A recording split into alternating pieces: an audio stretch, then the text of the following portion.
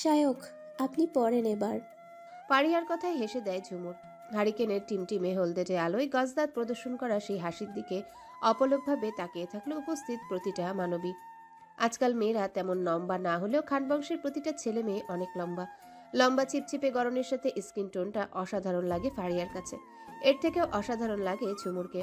ঝুমুরের ঢলঢলে পানপাতা মুখ, সাথে মানানসই দুধে আলতা স্কিন টোন। কোকড়া চুলের এই মানবী হাসলে মনে হয় পৃথিবীর সব সৌন্দর্যকে ছাপিয়ে গিয়েছে। এদিকে ফারিয়ার গায়ের রং অনেকটাই চাপা, তাই হয়তো এই বাড়ির মেজ ছেলে একটু ফিরেও দেখে না। দীর্ঘশ্বাস ফেলে ফারিয়া। এদিকে ঝুমুর প্রায় 2টা পার্ট পড়ে ফেলেছে। একটু শিক্ষক শিক্ষক ভাবসাব এনে বলল, ফারিয়া, তুমি যে ক্লাসে বড্ড অমনোযোগী, আমি কিন্তু নোটিস করেছি। ফারিয়া হাসলো, হামি দিয়ে বলল, হজরতা, আপনি যদি অনুমতি দিতেন তাহলে আমি একটু পানি কমিয়ে আসতাম আর কি। শান্তার সাথে সাথে তর্জনী আঙ্গুলের ইশারায় বাথরুম দেখিয়ে বলল, তাড়াতাড়ি যা, তোর তো আবার ছোটবেলা থেকে বিছানা ভাসানোর অভ্যাস আছে। কথাটা বলতে দেরি কিন্তু সকলের দমফাটা হাসিতে লুটিয়ে পড়তে দেরি হয় না। ফারিয়া চেহারায় ইনোসেন্ট ইনোসেন্ট ভাব ফুটিয়ে বলল, শান্ত বেবি, আমারও দিন আসবে দেখো, এই অপমানের জবাব ফারিয়া দিবেই। একটু আগেই আব্দুর খানকে বাড়িতে নিয়ে আসা হয়েছে। বাড়ির সকলেই এখন আব্দুর খানের রুমে বসে আছে। শরীরের দুর্বলতা না কাটলেও এখন অনেকটাই সুস্থ তিনি। ঝুমুর তার বাবার শিয়রে বসে বসে মাথায় হাত বুলিয়ে দিচ্ছে। আব্দুর খান মলিন হাসলেন, জড়ানো গলায় বললেন, কেমন আছিস মা? ঝুমুরের তখন বুক ফেটে চৌচির হয়ে যাচ্ছে, তবুও মুখে হাসি ফুটিয়ে বলল, ভালো আছি বাবা, তুমি ভালো হয়ে গেলে আরো ভালো থাকবো। আব্দুর খান হেসে বুক ফুলিয়ে বললেন, তোর মায়ের মতো তুইও কি আমাকে অসুস্থ মনে করছিস নাকি? আমি যথেষ্ট ফিট আছি। সবাই হেসে ফেলল। তখনই সাফিয়া বেগম এক বাটি স্যুপ এনে আদিবা খানের হাতে দিল। ফিসফিস করে বলল, আপনার ভাই এখন বুড়া বাচ্চা হয়ে গেছে, স্যুপটা আপনি একটু খাইয়ে দেন। আদিবা খান হাসতে হাসতে মাথা ঝাঁকালেন। সাফিয়া তারা দেখিয়ে যেতে যেতে বললেন, মাছ ভাজি বসিয়ে এসেছি, আমি যাই তাহলে আপা। আব্দুর খানকে স্যুপ খাইয়ে দিতে দিতে কথার ঝুড়ি নিয়ে বসেছে যেন আদিবা, আর সাথে একটু আদুরে শাসনও করেছেন। আব্দুর খান কেবলই হাসলেন। চারিদিকে ঘন কালো হয়ে আধার ঘনিয়ে আসলো, আর রাতের প্রথম ভাগ। কাছের মসজিদ থেকে ভেসে এলো এশার আজান। ফারিয়া আর ঝুমুর দ্রুত এশার নামাজ পড়ে সারা বাড়িতে একটা ছোট্ট চক্কর মারে। শান্তাদের কাউকে না পেয়ে ছাদের দিকে যায়। সিঁড়ি বেয়ে উঠতে শুনে তাদের গলার আওয়াজ। পুরো ছাদ অন্ধকার। দরজার পাশটায় ছোট্ট একটা লাইট জ্বলছে। সামান্য আলোর ছটা আশেপাশেও যাচ্ছে। ঝুমুর দরজায় দাঁড়িয়ে মিমকে ডাক দেয়। ছাদেই আছি রে ঝুমুর। নিচে মা তোমাদের ডাকছে, এখানে কি করছো এত রাতে? বলতে বলতে ছাদের দিকে পা বাড়ায় ঝুমুর। বিদ্যুতের হালকা আলোক ঝলকানি পড়ে ঝুমুরের মুখে। বড় বড় পাপড়িতে ঢাকা ঘোলাটে চোখ দুটো দিয়ে যেন মায়া ঠিকরে বের হচ্ছে। কেউ জানে না ছাদের অপর পাশে অন্ধকারে দাঁড়িয়ে কেউ একজন অপলক তাকিয়েছিল সেই মুখখানায়। হালকা হলুদ রঙা সুতি জামায় কি অপরূপা লাগছিল কিশোরী কলিটাকে। মাথায় এখন হিজাব না দিয়ে ওড়না দিয়ে ঘোমটা দিয়েছে সে, যার দরুন ছোট ছোট কোকড়ানো চুল দিয়ে সারা কপাল ঢেকে আছে। লম্বা ছিপছিপে গড়নের পাখির মতো নরম শরীরটা যখন প্রতিটা পা ফেলছে সামনে আগানোর জন্যে, ততই যেন বুকে ঢিপ ঢিপ আওয়াজ লাগাম ছাড়া হয়ে যাচ্ছে। আকাশের দিকে তাকিয়ে জোরে জোরে বার কয়েক নিঃশ্বাস ছাড়ে ফাইয়াজ। মাথা নিচু করে হালকা গলা খাকারি দিতেই দাঁড়িয়ে পড়ে ঝুমুর। সতর্কভাবে কান খাড়া করতে শুনে ফাইয়াজ মৃদুভাবে আবারও গলা খাকারি দিল। মেহেরিমা অবাক হয়ে বলল, ছাদে তো আমরা অনেকক্ষণ ধরে আছি, কাউকে তো দেখিনি। ফাইয়াজ ছাদের অপর পাশ থেকে বলে উঠল, চোখ থাকলে তো দেখবি মেহেরিমা। ফায়াজ ভাই, উত্তর দেওয়ার আগে ঝুমুর উড়াল দেয়। যাওয়ার সময় অবশ্য দরজার সাথে লেগে কোমরে মারাত্মক বাড়ি খায়। শান্তা তেজ দেখিয়ে বলল, এতগুলো মেয়ের মধ্যে তুমি এসেছো কেন? অবশ্যই, অফকোর্স তোদের নাটক দেখতে আসি নাই। থাকিস তো জঙ্গলের ভেতর রুমের মধ্যে, নেটওয়ার্ক পাচ্ছিলাম না দেখে নিচে এসেছে। আমি আসার পরেই নাচতে নাচতে তোরাও এসেছিস। ফাইয়াজের কথায় শান্তার ইচ্ছে হলো কোমর বেঁধে ঝগড়া করতে, কিন্তু এর আগে মিম তাকে টেনে নিচে নিয়ে গেল। পিছন পিছন মেহেরিমাও যায়। সবাই যাওয়ার পরে ফারিয়া ফাইয়াজের কাছে এসে বিরক্তিতে কতক্ষণ ভ্রু কুচকে তাকিয়ে থাকে। ফারিয়া ভ্রু নাচিয়ে বলল, কি সমস্যা? না, কোনো সমস্যা নেই। মেয়েদের মধ্যে কি করিস তুই? ছাদে কেন এসেছিস? একবার বলেছিলাম না? আর ছাদটা কি আমার নানা কেবল নাতনিদের জন্যই দিয়ে গেছেন নাকি? মানে রেজিস্ট্রি করে? হুম। ফাইয়াজের হেয়ালি সুর। ফারিয়া প্রশ্ন করা বাদ দিয়ে কতক্ষণ ফাইয়াজের চারিপাশে ঘুরল।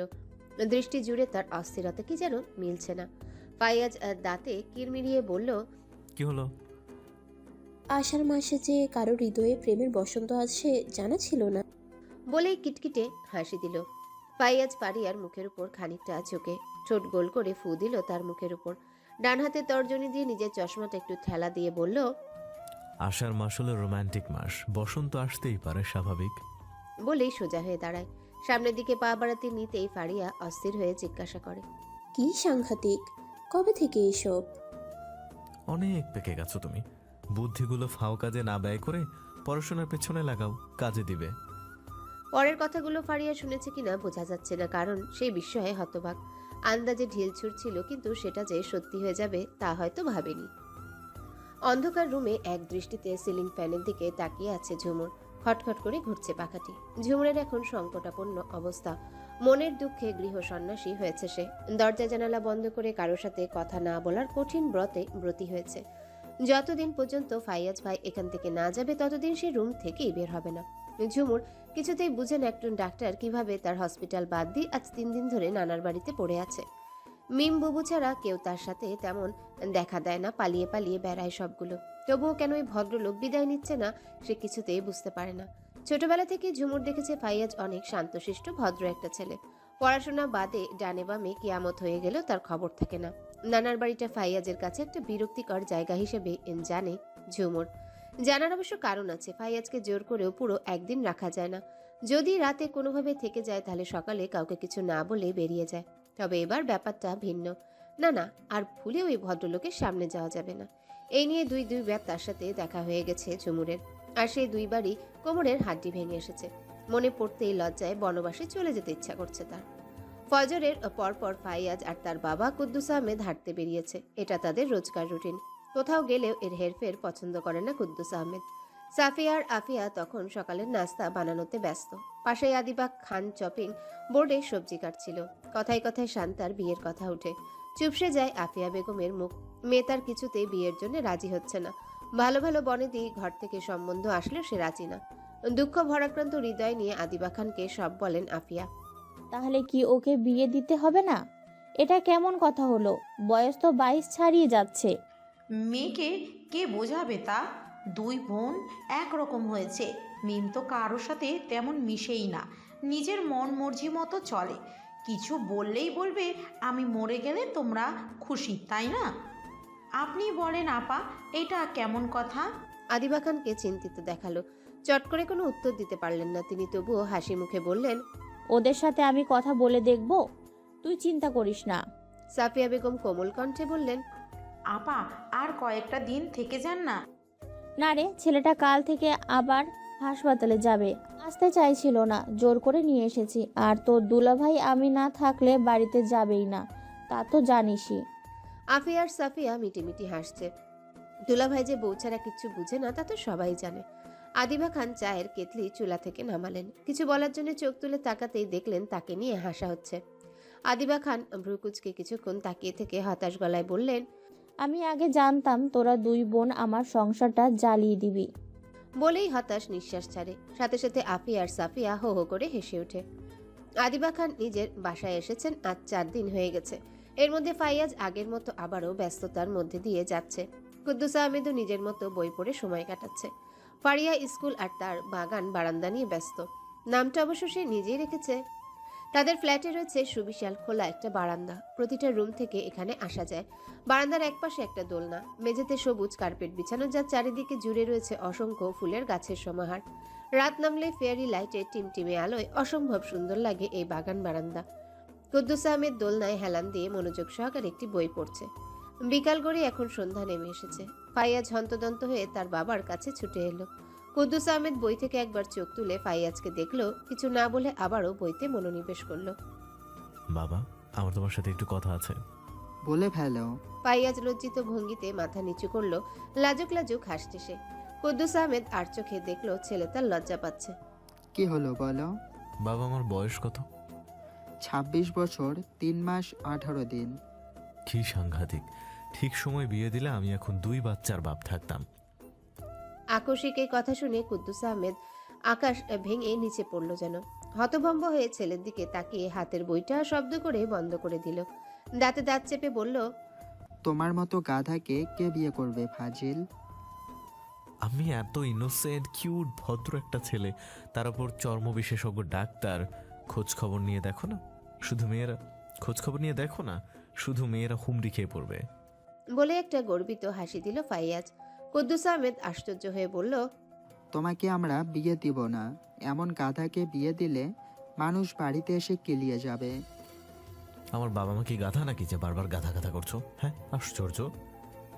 ভদ্র ছেলেরা কি বাবাকে বিয়ের কথা বলে? বিয়ের বয়স হয়েছে, এত বছরও বিয়ে দাওনি। তোমাদেরকে এক্সট্রা টাইম দিলাম, আরো 5 বছর 3 মাস 14 দিন। এখনো বলছো বিয়ে দিবে না? আমি কি বুড়া হলে তারপর বিয়ে দিবা আব্বা?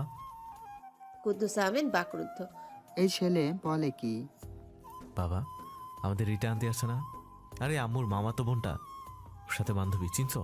কুদ্দুস আহমেদ গলা খাকারি দিয়ে নড়ে চড়ে বসলো। হ্যাঁ চিনছি। জানো কি একটা অবস্থা, তার সাথে আমার বাবার 3 বছরের প্রেম ছিল, যা কিনা বাবার মায়ের বিয়ের 1 বছর পর বিচ্ছেদের রূপ নিয়েছে। তাহলে কথা কি দাঁড়ায়? আমার মায়ের অগোচরে বাবা প্রেম করছে। কুদ্দুস আহমেদের উপরে ঠাটা পড়ার শব্দ হলো যেন। গলা খাকারি দিতে গিয়ে কাশ উঠে গেল তার। কোনো মতে নিজেকে সামলিয়ে ফাইয়াজকে ধমকিয়ে উঠল। এই ছেলে, এই ঠাটিয়ে কোণের নিচে একটা লাগিয়ে দেব। ফাইয়াজ উচ্চস্বরে হো হো করে হেসে উঠল। কুদ্দুস আহমেদের মনে হলো তার সামনে মীর জাফর বসে আছে। বাবা, তুমি হয়তো ভুলে যাচ্ছ তোমার ছেলে তোমার মতোই প্রমাণ ছাড়া কথা বলে না। তোমার আর রীতা আন্টির সব প্রেমপত্র এখন আমার হাতে জব্দ। কুদ্দুস আহমেদ এবার সোজা হয়ে বসলেন। গায়ের পাতলা গেঞ্জিটা ঘামে চুপচুপে হয়ে গেছে। বুকেও হালকা পাতলা চাপ অনুভব করছেন তিনি। কোনোভাবে যদি ফাইয়াজ কথাগুলো আদিবার কানে লাগিয়ে দেয়, তাহলে তার এত সুন্দর বউটা ফুরুত করে চলে যাবে। ভাবতেই তার গায়ে কাঁপুনি এসে গেল। সামনে থাকা মীর জাফরকে নরম গলায় বলল, তুই কি চাস বাপ? আমার লক্ষ্মী বাপ। তোর বাবা কি তোর চাওয়া অপূর্ণ রাখতে পারে? একটা মাত্র ছেলে আমার, 7 রাজার ধন। ফাইয়াজ ফিক করে হেসে দিল। শার্টের কলার ঠিক করতে করতে বলল, এতক্ষণে লাইনে আসছো বাবা, বাকি কথা মা বলে বলবে উঠে তোমাকে। দাঁড়ালো। কুদ্দুস আহমেদ নরম গলায় বলল, তোর মাকে বলিস না। ফাইয়াজ উত্তর না দিয়ে হাসতে হাসতে চলে গেল। ডাইনিং রুমে দাঁড়িয়ে তার মাকে ডাক দিল। আদিবা খান সাথে সাথে সেখানে উপস্থিত, হাতে তার তেঁতুল গোলা এক জগ। ফাইয়াজ আস্তে আস্তে বলে, তোমার জামাই হাইপার হয়ে গেছে, তাড়াতাড়ি যাও।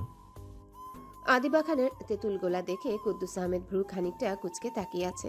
গম্ভীর গলায় প্রশ্ন করলো, এগুলো কি বানিয়েছ? তেঁতুল, বিট লবণ, লবণ পানি দিয়ে হাই টেনশন নামার ওষুধ বানিয়েছিস? মজা করছো আমার সাথে? আমাকে কি তোমার গরু মনে হয়? এক জগ কিভাবে খাবো আমি? সাথে আমিও খাবো। কুদ্দুস আহমেদ বিস্ফোরিত চোখে তাকিয়ে আছে। মনে হচ্ছে আদিবা খানের তেঁতুল খাওয়া ভারী অন্যায় কাজ। আদিবা খান সোফাতে বসলেন। শাড়ির আঁচলে কপালের ঘামটুকু মুছে 2 গ্লাসে তেঁতুল পানি ঢেলে একটা দিল কুদ্দুস আহমেদের হাতে, আরেকটা নিজে নিয়ে ঢকঢক করে খাচ্ছে। বুকের ভিতরে এখনো ধরাস ধরাস করছে তার। কি ছেলে যে পেটে ধরেছে তা এখন হাড়ে হাড়ে টের পাচ্ছে।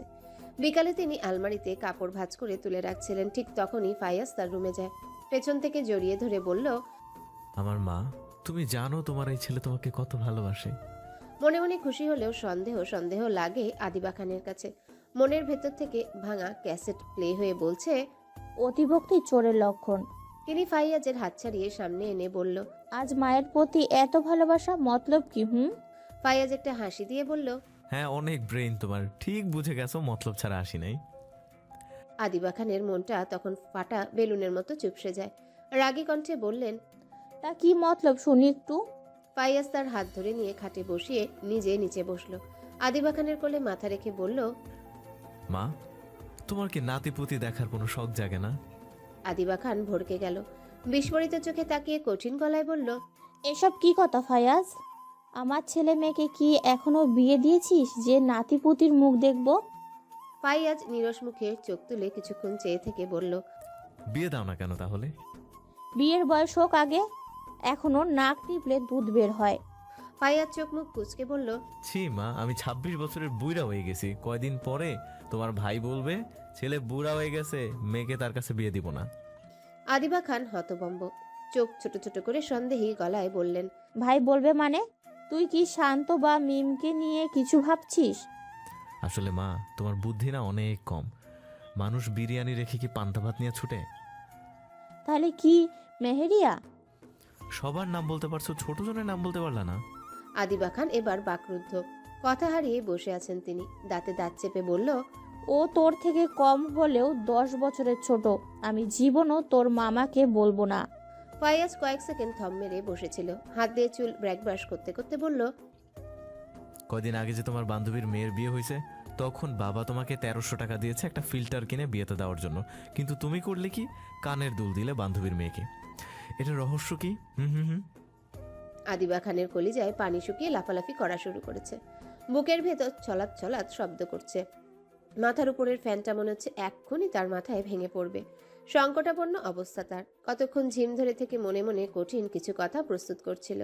ঠিক তখনই ফাইয়াজ ফিসফিস করে বলল, এখন এটা বলো না যে এতগুলো তোমার জমানো টাকা, কারণ ফাইয়াজ কখনো প্রমাণ ছাড়া কথা বলে না। তোমার কিপটা জামাইয়ের গুপ্ত জায়গা থেকে যে 20,000 টাকা সরাইছো, তার ভিডিও কিন্তু আমার কাছে আছে। বলেই উচ্চস্বরে হেসে দিল। আদিবা খানের বুকের ভেতর হাহাকার করে উঠল। কি খেয়ে যায় ছেলেকে পেটে ধরেছে তার মাথায় আসে না। মাথা তার ভনভন করে ঘুরছে। পায়ের তলার মাটি মনে হয় এখন উত্তপ্ত লাভায় পরিণত হয়েছে। তিনি হতভম্ব, বাকরুদ্ধ।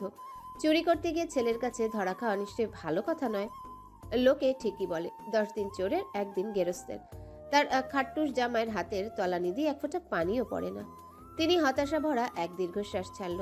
নরম চোখে ফাইয়াজের দিকে চেয়ে দেখে সে মিটমিটিয়ে হাসছে। হাসিটা এখন তার গায়ে জ্বালানি ধরিয়ে দিল।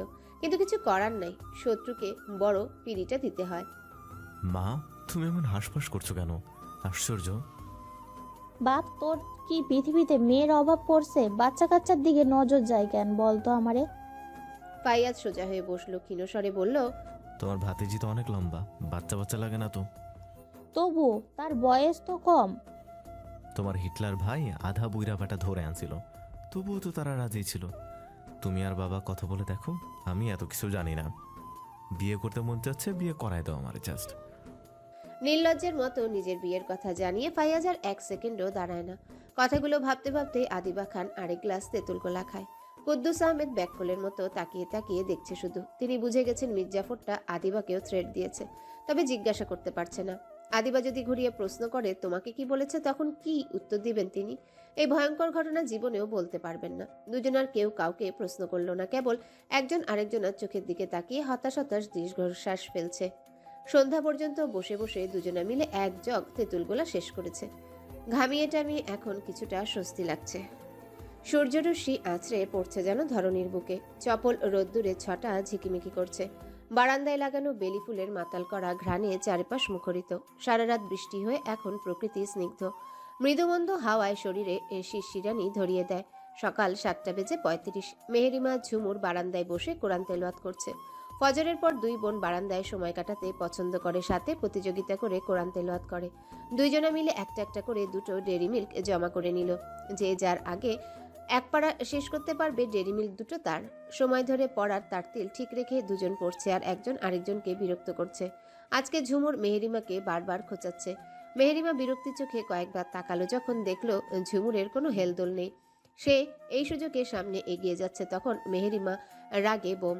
দাঁত কটমট করে বলল, ঝুমুরের বাচ্চা, আমি আজকে হারলেও জেতার পুরস্কার নিব, দেখিস তুই গুন্ডি মাইয়া। ঝুমুর যেন শুনলই না, বরং মেহেরিমাকে বিরক্ত করে সে অনেক লাভবান হওয়ার মতো করে তার বুকে হাত রাখলো। দৃষ্টি না সরিয়ে গর্বিত হাসি দিল। মেহেরিমা যেন জ্বলে ওঠা আগুনে ঘি ঢেলে দিল। আরো বেশি কষ্ট লাগলো। ঝুমুর তার থেকে 2 পৃষ্ঠা এগিয়ে গেছে।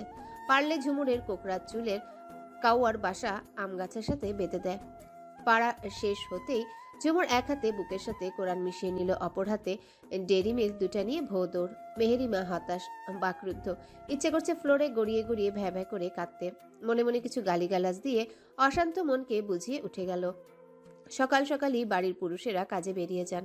বাজারে তাদের বড় বড় 4টা দোকান, একটা কাপড়ের, 2টা মুদি আর একটা ভাতের হোটেল। কাপড়েরটাতে মাঝে মাঝে আব্দুর খান আর লতিফ খান বসেন, আর বাকিগুলোর জন্য লোক রেখেছেন। বাড়িতে সবচেয়ে কম থাকে রায়হান আর নীরব। নীরব ঢাকা একটা মাল্টিন্যাশনাল কোম্পানিতে জব করে। প্রতি মাসের মাঝামাঝিতে একবার বাড়িতে এসে 2-1 দিন থেকে যায়। এই মাসে তার ছুটি অনেক বেশি নেওয়া হয়ে গেছে।